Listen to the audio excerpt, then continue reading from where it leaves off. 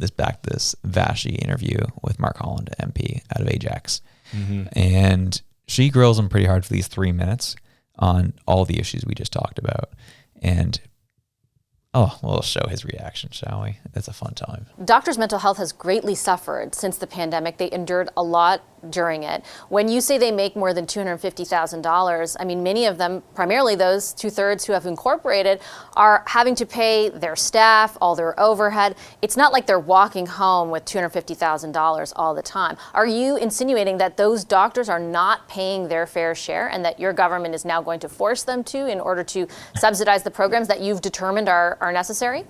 Not at all. No. I'm deeply appreciative of the work that doctors do and nurses do, personal support care workers. The work that's done by everybody in our health system is absolutely extraordinary. I talk every day about how appreciative I am of that work. What I'm saying is that that those that are making the most have seen their assets and have seen their wealth expand enormously. But didn't they work for those assets? Didn't they work for that wealth? Sure, of course they work for their assets. But look, we can choose what kind of society we live in. Do we want to be in communities where there are huge discrepancies, where fairness and it doesn't exist, where nurses aren't able to, as an example, be able to afford to live, or do we make investments to make sure that there's fairness, that everybody has access and opportunity to a great life, so that we don't have the kinds of tensions that we see that come from enormous disparity. And I do understand the concept, but I think it's also predicated on the assumption that your government's investments and spending will essentially lead to that equality and lead to that fairness. Much of what you're spending, for example, the billions on housing, maybe could have been mitigated if your government had recognized the scale and severity of the housing crisis much earlier. You've grown the public service by 40%. You've grown consulting by 60%. You're basically asking, Canadians to pay more, to offer more equality to people, which I think most Canadians would agree with, but predicated on an idea I'm not sure everyone can subscribe to, that the stuff that you're doing is going to work. Well, I mean, you're asking me to answer for everything. And so I can try to take each of the items that you mentioned, Vassy. Let's start with the housing crisis. 10 years ago, the federal government wasn't in housing at all. It was considered a provincial and a municipal issue. Our government put our hands up and said, we've got to get in here. The problem is too big. We can't allow this to just be a provincial or municipal issue. There were no investments, zero investments. And then when you talk about consulting, I mean, one of the things that's disingenuous about that conversation is that in order to make sure that when you have a pandemic and you need to scale up, or when something happens that is temporary in nature, you use consulting as a way to temporarily adjust your workforce. I mean, with respect, consulting was going up before the pandemic. So the idea that there are non-critical investments. I mean, you look at what we did for the Canada Child Benefit and the hundreds of thousands of children that lift up to out of poverty, or the Canada Workers Benefit. All of these different, or how we were there for people during the pandemic and businesses during the pandemic. If we don't make these investments, bad things happen. Let me in that. Oh my God. He hit everything. He hit every talking point you could have, and that's why people are so freaking frustrated. And I think that's just the theme of the episode of why are people so frustrated? It's crap like this. And there's a lot of things he espoused of the party talking points that obviously was making your skin crawl throughout that whole 3 minutes. Yeah, well, it's just, the whole thing is the pandemic is bad, so we had to do these things. Yeah. Are you kidding me?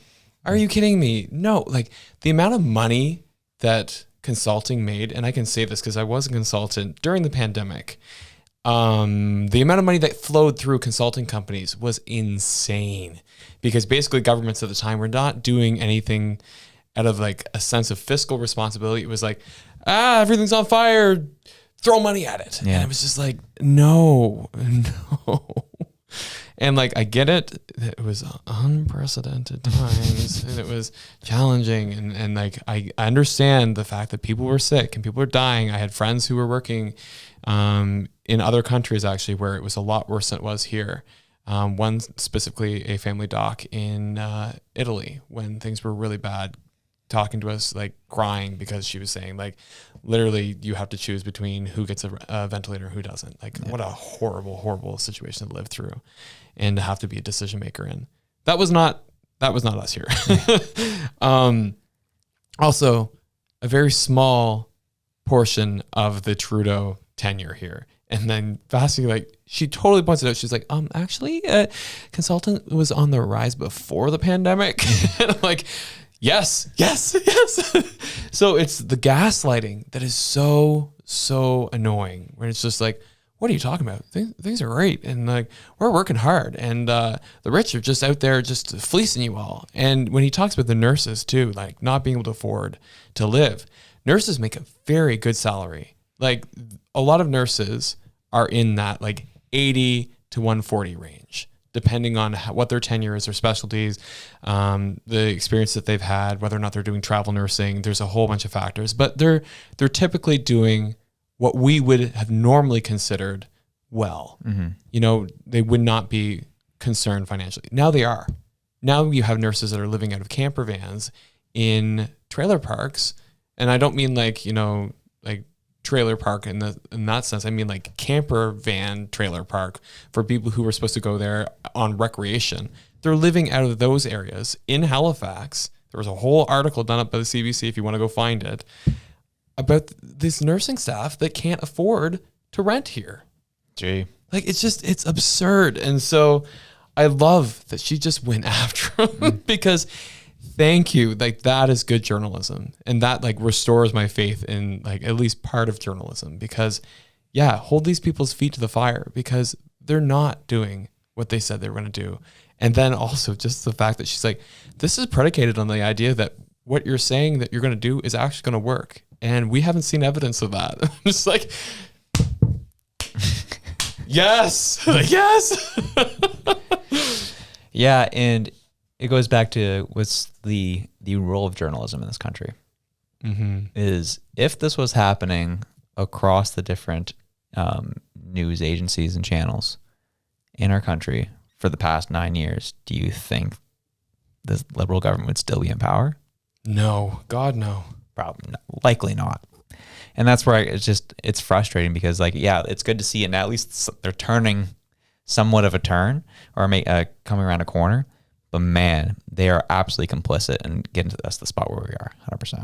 Yeah, it's a shame, like you said, because this is what we need, and this is what the problem is that why people like us even got into this space of politics. Like, you started out with a show on design and business. Yeah. I didn't want to get into politics at all, but I just got so freaking frustrated with it all that I was like, I think that I might be able to add some voice to this so that people don't feel so gaslit all the time. Because that was what was happening with me. I had a lot of friends who are left-leaning. I considered myself to be left-leaning. Apparently I'm not anymore, if you ask anybody on the internet. But the fact is that like everybody was feeling this like overwhelming sense of something is wrong, something doesn't smell right, like something's in the water, like what is going on here? And you've got, you know, legacy media just going like, everything's fine. You're just an extremist. And if you believe that, go get your tinfoil hat, because you're an Alex Jones worshiper. Like, what? How did we get from there to there? Yeah. Or it's like that article you share with me about how people who are homesteading are now far right. Yes. Like, that's crazy. So anyone who is trying not to be dependent on the system is now seen as far right. And then you start realizing, okay, this is the narrative they're trying to cook up. From my perspective, they want people to be as reliant on the system as possible, or they will absolutely villainize you if you're not. Yeah. And that shows you where things could head and are likely to head if that continues. Well, I don't know if people saw this, but there was a post on social media, and it was like, I had shared it with you and I'd shared it with Jennifer. And it was like, this person had posted a whole bunch of stuff about canning, so preserving food, like, you know, like our grandparents did. Yeah. Nothing out of the ordinary. And Facebook flagged it as like, is somebody being a little too prepared? And they were like, report them now. I was like, are you kidding me? Yeah. Like, that's wild. Yeah, that's crazy. And what did you say? Yeah, it's good to know that my 85-year-old Nona is now an extremist. Yeah. Gee, holy smokes. Yeah, it's like, this, again, it goes back to the theme of like, all right, why people are upset? It's just the gaslighting. And this is why our show exists now. Simply put, is because these people didn't do their damn jobs. Yep. Simply put. And And now we're out here just trying to give a voice. We're not journalists by any stretch. We don't even claim to be. We are just trying our best to be normal people that are just seeing what's going on and need to call it out because no one else seems to be doing it. Yeah. And we're just, I will admit, I spent a couple hours actually digging through the CPP stuff because we're trying to give you the most factual information that we could possibly can with the information that we have. Because just feeling like we're not getting it elsewhere. At least we've got CTV question period here that's like doing a little bit of the heavy lifting for us because it doesn't seem like much else is. So like I said, that's why I spent like literally 3 hours poring over CPP information, doing the calculations, figuring out what the rates of return are on different investment portfolios because I just got mad. I was looking at that. I was like, there's no way that things could be this poorly run. There's just no way. Like, I have to be wrong. Like, media is telling me I'm wrong. Like, I have to be wrong. And you're like, the numbers don't lie. Yeah, I mean, they don't lie. The financial minister's office has people who were former salad artists working for them. So, well, surprise. I mean, you can cook a meal, you can cook the books. Yeah. So. True. I mean, call it out. Call it the corruption. That was electric, wasn't it? Well, we enjoyed it. Hope you did too. If you did, you can check this video out here to the top right corner, right near my window. Get over. There it is. There it is, right there. And if you liked that, you can also check this one right here. We love you. Have a good one. Peace out.